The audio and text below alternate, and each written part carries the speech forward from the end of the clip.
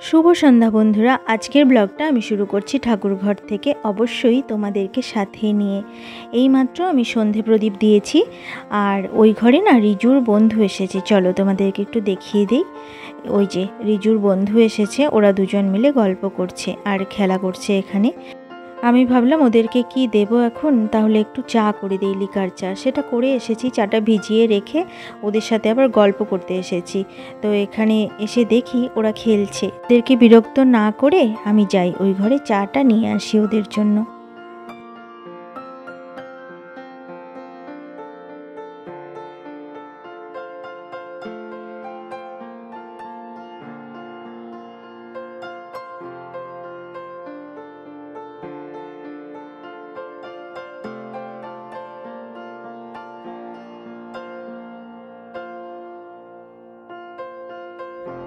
চাটা ভিজিয়ে রেখেছিলাম, এখন আমি ছেঁকে নিলাম দুটো কাপে। আর আমার জন্য চা করিনি, আমি রিজুর বাবা অফিস থেকে এলে তারপর চা খাবো। আর 8টার সময় না রিজুর আজকে টিউশন আছে, আমাকে নিয়ে যেতে হবে ওকে টিউশনে পৌঁছে দিতে, কারণ ওর বাবা আজকে অফিস থেকে দেরি করে আসবে। সে বিকেলেই ফোন করে দিয়েছে আমাকে যে আমার অফিস থেকে আসতে দেরি হবে, তুমি রিজুকে টিউশনে পৌঁছে দিও। আমি আবার ভাবলাম যে রিজু যখন ওর সাথে খেলছে তাহলে রিজুকে আর বিরক্ত করব না, যতক্ষণ পারুক ওর সাথে খেলুক আর গল্প করুক। আমি ওর বইটা গুছিয়ে দেই, মানে বইয়ের ব্যাগটা গুছিয়ে দেই। তো রিজুও খুব খুশি হয়ে গেল, কারণ বইয়ের ব্যাগটা গুছাতে একটু সময় লাগবে। তো আমি যদি ব্যাগটা গুছিয়ে দিই তাহলে ও একটু খেলতে পারবে। এবার রিজুকে নিয়ে আমি যাচ্ছি টিউশন পড়তে দিতে, কারণ ওর বাবা এখনো অফিস থেকে আসেনি, তাই আমাকেই যেতে হচ্ছে। আর ওর বন্ধু এসেছিল, যার জন্য একটু দেরি হলো, কারণ বন্ধুর সঙ্গে তো গল্প করলো আর ওর মা বাবা এলো, ওকে নিয়ে গেল। এখন আমি রেডি হয়ে ওকে দিয়ে আসতে যাচ্ছি। তাহলে চলো। রিজুকে টিউশনে পৌঁছে দিয়ে আমি চলে এসেছি বাড়িতে। এখন একটু রান্না করতে হবে। রিজুর বাবা এখনও আসেনি অফিস থেকে, যদি অফিস থেকে তাড়াতাড়ি চলে আসে তাহলে রিজুকে আবার নিয়ে আসতে পারবে। আর যদি অফিস থেকে আসতে দেরি হয় তাহলে কিন্তু আমাকেই আনতে হবে আবার। এই 1.5 ঘন্টা সময়ের মধ্যে আমি রান্না করে নেব। আর অন্যান্য কাজও আছে, সেগুলো দেখি কতটা করতে পারি, তাহলে করে নেওয়ার চেষ্টা করছি। কারণ 9:30 বাজলে আমাকে আবার যেতে হবে, যদি রিজুর বাবা অফিস থেকে তাড়াতাড়ি না আসে তাহলে। আর এত গরম লাগছে, ফ্যান ছাড়া আর থাকা যাচ্ছে না, আর ফ্যান দিলে কথা বলা যায় না, যার জন্য ফ্যানটা চালাচ্ছিলাম না। যাই হোক বন্ধুরা, একটু পরে তোমাদের সঙ্গে আবার দেখা করছি। বাড়ি এসে কিছুক্ষণ বিশ্রাম নিলাম, এত গরম লেগে গেছিলো আর কিছুই কাজ করতে ইচ্ছে করছিল না। এবার চলে এসেছি রান্নাঘরে। দেখো আমি ডাল বসিয়ে দিয়েছি আর ভাত করব, ভাতের সাথে আলু সেদ্ধ দিয়ে দেবো, আর কিছু করব না আজকে। দুপুরে মাছের ঝোল করেছিলাম, সেই মাছের ঝোল রয়ে গেছে, এগুলো দিয়েই রাতের খাওয়া হয়ে যাবে। আর এখানে গামছা আর প্যান্টটা রেখে দিলাম, রিজুর বাবা এসে হাত মুখ ধুয়ে নেবে। আর এইদিকে দেখো বিছানায় যে জামা কাপড়গুলো আছে এগুলো এবার আমি একটু ভাঁজ করে নেব। জানি না কতটা করতে পারবো, তবে চেষ্টা করছি তাড়াতাড়ি যতটা পারা যায় করে নেব।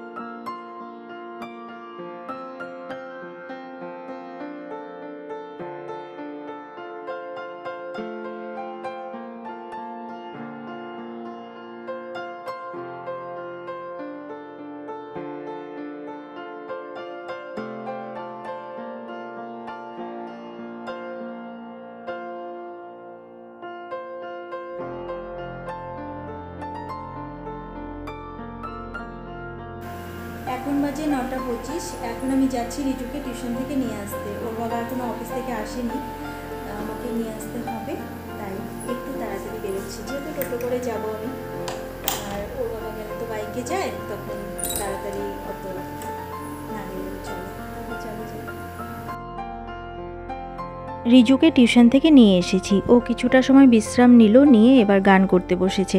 আর তখন যে জামা কাপড়গুলো আমি ভাঁজ করছিলাম সেগুলো কিন্তু আমার পুরোটা করা হয়নি, কিছুটা করেছি আর কিছুটা রয়ে গেছে, সেগুলো আর এখন করা হবে না, অন্য সময় করে নেব।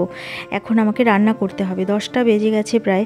এই দেখো একদিকে ভাত বসিয়ে দিয়েছি আর একদিকে ডালটা বসিয়েছিলাম সেদ্ধ করতে, সেটা আবার বন্ধ করে রেখে আমি গেছিলাম টিউশনে ওকে আনতে, সেটা আবার সেদ্ধ করে নিলাম। আর রিজু এখানে একটু কার্টুন দেখছে। ওর বাবাও চলে এসেছে বাড়িতে। আমরা বাড়িতে ঢোকার 5 মিনিট পরে ওর বাবা এসেছে। এবার আমি চলে এলাম ঠাকুর ঘরে গোপাল সোনাকে শয়নে দেওয়ার জন্য। আর শয়নে দেওয়া হয়ে গেছে, দেখো গোপাল সোনাকে। ওই যে গোপাল সোনা বিশ্রাম করছেন। আর 1 গ্লাস জল এখানে দিয়ে তুলসী পাতা দিয়ে ঢেকে রেখেছি। এটা আমি প্রতিদিনই করি। গোপাল সোনাকে শয়নে দেওয়ার পর তার মাথার কাছে 1 গ্লাস জল রেখে দেই। এবার দেখো ঠাকুর ঘরে পর্দা আমি নামিয়ে দিয়েছি আর ভেতরের লাইটটাও বন্ধ করে নাইট বাল্বটা জ্বালিয়ে দিয়েছি।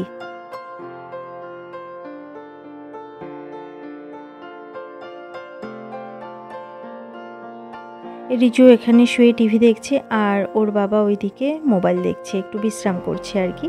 এবার আমি চলে যাব রান্নাঘরে। রান্নাঘরে এসে লেবু কেটে নিলাম। আর এইদিকে দেখো ভাত আমার হয়ে গেছে, ডালও হয়ে গেছে, আলু সেদ্ধ করে নিয়েছি, সেটা খোসা ছাড়িয়ে নিয়েছি, আর 2টো ডিম সেদ্ধ করেছি। তার সাথে পেঁয়াজ কুচি, লঙ্কা কুচি, সর্ষের তেল আর নুন দিয়েছি। এবার এটাকে আমি ভালো করে মেখে নেব। আর এভাবে না আলু সিদ্ধর সাথে ডিম দিয়ে খেতে আমার কিন্তু খুব ভালো লাগে, রিজুও খুব ভালোবাসে। রিজুর বাবা এটা খুব একটা ভালোবাসে না, তবে খায়, কিন্তু আমি আর রিজু খুব ভালোবাসি এইভাবে খেতে। আর এই খাওয়াটা আমি শিখেছি আমার বাবার কাছ থেকে। আমার বাবা খুব ভালোবাসতো এইভাবে খেতে। বন্ধুরা, এখন আমরা খাবো রাতের খাবার, আর তোমাদের সঙ্গে দেখা করছি কাল সকালে। এই ভিডিওটাই কাল পর্যন্ত আমি কন্টিনিউ করব। Good night. শুভ সকাল বন্ধুরা। কালকের ব্লগটা আমি শেষ করিনি, ভেবেছি আজ সকালের কিছুটা সময় সেই ব্লগটা কন্টিনিউ করব। তোমরা দেখতে থাকো আর আমার পাশে থেকো।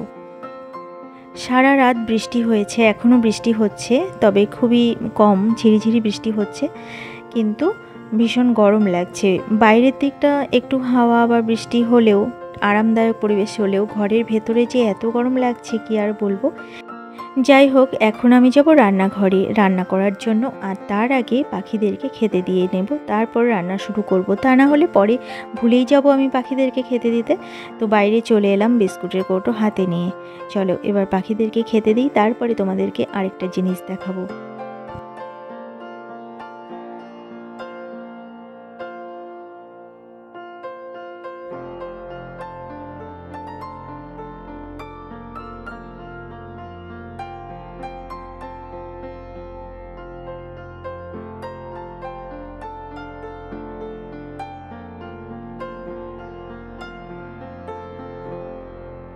বন্ধুরা, অনেক দিন আগে তোমাদেরকে দেখিয়েছিলাম না, এদিকে একটা জামের গাছ আছে, জাম হয়েছিল, সেই জামগুলো দেখো সব পেকে গেছে। আর পাখিরা না মনে হয় এখনও খোঁজ পায়নি, খেতে তো আসছে না দেখছি, নাকি বৃষ্টির জন্য খেতে আসছে না। জামগুলো একদম পেকে কালো হয়ে আছে, দেখো কি ভালো লাগছে দেখতে। অনেক জাম হয়েছে এবার।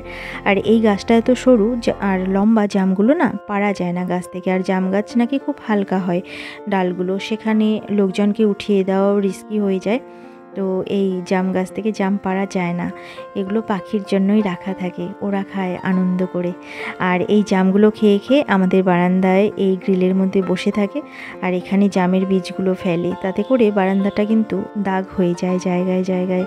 কিন্তু কিছু করার নেই, ওরা তো আর বুঝতে পারে না যে কোনটাতে দাগ হবে আর কোনটাতে হবে না, তাই না? আর এখন রিজুর খেলার ঘরের এই দিক দিয়ে যাচ্ছি, মানে খেলার ঘরের মধ্যে দিয়ে যাচ্ছি, আর খেলনাগুলো একটু দেখাবো না তা তো হয় না। দেখেছো বিছানার ওপর কিভাবে খেলনা ছড়িয়ে রেখেছে। আর এইদিকে রিজুর বাবা পড়ছে পেপার। রিজু ঘুম থেকে ওঠেনি, গোপাল সোনাকেও জাগানো হয়নি। রিজুর বাবা আজকে গোপাল সোনাকে জাগাবে স্নান করে। আর আমি চলে এলাম রান্নাঘরে। ভাতটা আমি আগেই বসিয়ে দিয়েছিলাম, এখন অন্যান্য রান্নাগুলো করে নেব। দেখো ভাত হয়ে গেছে। এইদিকে আমি আলু কেটে নিয়েছি আলু ভাজা করার জন্য। আর এখানে 1 পিস ইলিশ মাছ নিয়েছি, এটা ভাজা করে দেবো রিজুর বাবাকে। আর ইলিশ মাছের তেল আছে এখানে, এগুলোও ভাজা করে দেব। আর এইখানে যে ইলিশ মাছগুলো আছে এগুলো আমি পরে ঝোল করে নেব। এখন যদি আমি ইলিশ মাছ রান্না করতে যাই তাহলে না অনেকটা দেরি হয়ে যাবে। আজকে অফিসে খাবার নিয়ে যাবে না, তাই আমি মাছের ঝোলটা পরেই করব। আজ শুধু আলু ভাজা আর মাছ ভাজা করে দেব, আর মাছের তেলটা যদি করতে পারি তাহলে করে দেব। আলু ভাজাটা আমি বসিয়ে দিলাম, আর আলু ভাজাটা দেখো আমার প্রায় হয়েই গেছে। এবার আমি এটা নামিয়ে নেব। আর এই যে ভাতটা রেডি করে দিয়েছি, আলু ভাজা দিয়েছি, ইলিশ মাছ ভাজা দিয়েছি, আর ডাল করে রেখেছিলাম কাল রাতে, সেই ডালটা রয়ে গেছে, সেটা গরম করে দেব। এই যে দেখো এখানে গরম করতে বসিয়েছি, আর ওইদিকে না মাছের তেলটাও ভেজে নিচ্ছি। যদি খেতে বসতে বসতে মাছের তেলটা আমার ভাজা হয়ে যায় তাহলে খেতে পারবে আর কি, গরম ভাতের সাথে খেতে বেশি ভালো লাগবে, ঠান্ডা ভাতের সাথে তো আর ভালো লাগবে না এটা খেতে, তাই না? তো আমি চেষ্টা করছি তাড়াতাড়ি করার, মনে হয় না এটা কমপ্লিট করতে পারবো, কারণ একটু তো টাইম লাগবে এই তেলটা ভাজা হতে, তাই না? আর রিজুর বাবা এখন রেডি হয়ে গেছে, মানে পুজোর ঘর থেকে বেরিয়ে গেছে, এখনই এসে সে খেতে বসবে, মনে হয় না আমি করতে পারবো।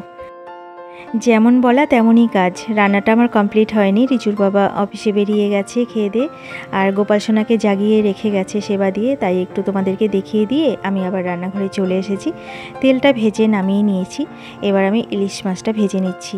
ভাবলাম তাড়াতাড়ি করে মাছের ঝোলটা করেই নেই, প্রচণ্ড গরম লাগছে, যত তাড়াতাড়ি পারি রান্নাটা কমপ্লিট করতে চাই।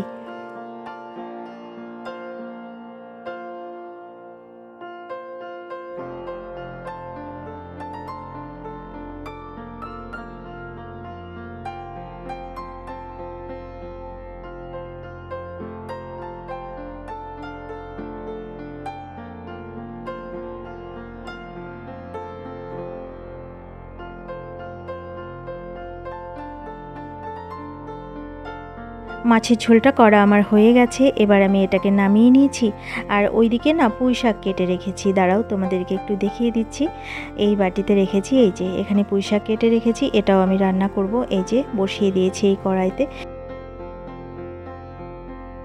আমার রান্নাবান্না সব কমপ্লিট করে আমি চলে গেছিলাম স্নানে, স্নান করে এখন চলে এসেছি। রিজুর স্নান তো আগেই হয়ে গেছে, ও এখানে পড়তে বসেছে, আর আমি চলে যাব এখন ঠাকুর ঘরে। গোপাল সোনাকে সেবা দিতে হবে, দুপুরের সেবা। আর গোপাল সোনাকে সকালে তো স্নান করানো হয়নি, এখন আমাকে স্নান করিয়ে দিতে হবে গোপাল সোনাকে। তো আমি চলে এলাম ঠাকুর ঘরে। ওই যে আমার গোপাল সোনা বসে আছেন, প্রসাদটা সরাইনি, তখন আমি রান্না করছিলাম বলে, তো প্রসাদটা সরিয়ে নিয়ে গোপাল সোনাকে স্নান করিয়ে সেবা দেওয়া দেখো আমার হয়ে গেছে। তোমরা একটু আমার গোপাল সোনাকে দর্শন করে নাও।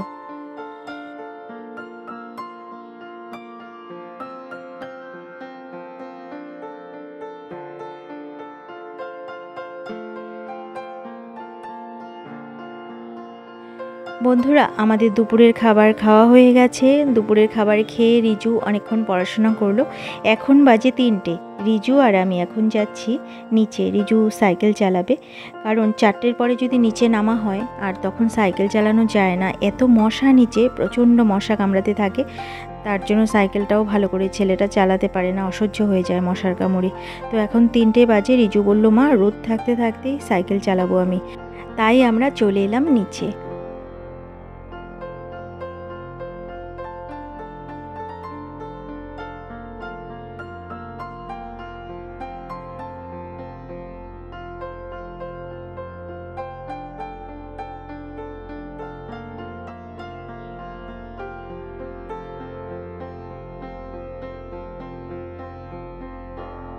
এই যে রিজু সাইকেল চালাচ্ছে। আর বন্ধুরা, আজকের মতো আমার এই ব্লগটা এখানেই শেষ করছি। আবার অন্য কোনো দিন অন্য কোনো নতুন ব্লগ নিয়ে তোমাদের সামনে হাজির হয়ে যাব। ততক্ষণের জন্য তোমরা ভালো থেকো, সুস্থ থেকো, আর হাসি খুশি থেকো। আমার এই ব্লগটা যদি তোমাদের ভালো লেগে থাকে তাহলে একটা লাইক করে দিও। আজকের মতো এখানেই আসছি, ভালো থেকো তোমরা সবাই।